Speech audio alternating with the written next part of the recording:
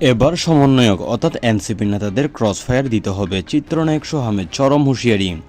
ঢাকায় চলচ্চিত্রের জনপ্রিয় অভিনেতা চিত্রনায়ক সোহাম আজ জাতীয় নাগরিক পার্টি এনসিপির সমন্বয়কদের বিরুদ্ধে অত্যন্ত কঠোর হিংসাত্মক বক্তব্য দিয়ে রাজনৈতিক অঙ্গনে ব্যাপক আলোড়ন সৃষ্টি করেছেন। তিনি সরাসরি বলেছেন, সমন্বয়ক অর্থাৎ এনসিপি নেতাদের ক্রসফায়ার দিতে হবে। সোহাম বললেন, যারা জুলাই আন্দোলনের নাম করে দেশকে অস্থির করে তুলেছে, জনগণের সঙ্গে প্রতারণা করেছে এবং দেশের শান্তি শৃঙ্খলা নষ্ট করেছে, তাদের ক্রসফায়ার দিতে হবে। এরা কোনো দেশদ্রোহী, এদের আর কোনো ছাড় দেওয়া যাবে না। রাস্তায় নামিয়ে এদের ক্রসফায়ার দিতে হবে।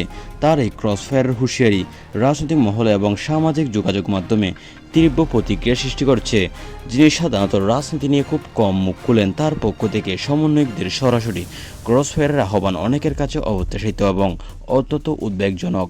সোম আরও বলেন, দেশের মানুষ আর এই সমন্বয়কদের সহ্য করতে পারছে না, তাদের ক্রসফায়ার দিয়ে দেশকে শান্ত করতে হবে। এদিকে জাতীয় নাগরিক পার্টি এনসিপির সমন্বয়ক নেতৃত্বের পক্ষ থেকে এখনও কোনো আনুষ্ঠানিক প্রতিক্রিয়া আসেনি। সামাজিক যোগাযোগ মাধ্যমে নেটিজনদের মধ্যে তুমুল বিতর্ক চলছে। কেউ কেউ সোহামের বক্তব্যকে সাহসী বলছেন, আবার কেউ কেউ এটাকে অত্যন্ত উস্কানিমূলক, বিপজ্জনক, অমানবিক বলে সমালোচনা করেছেন।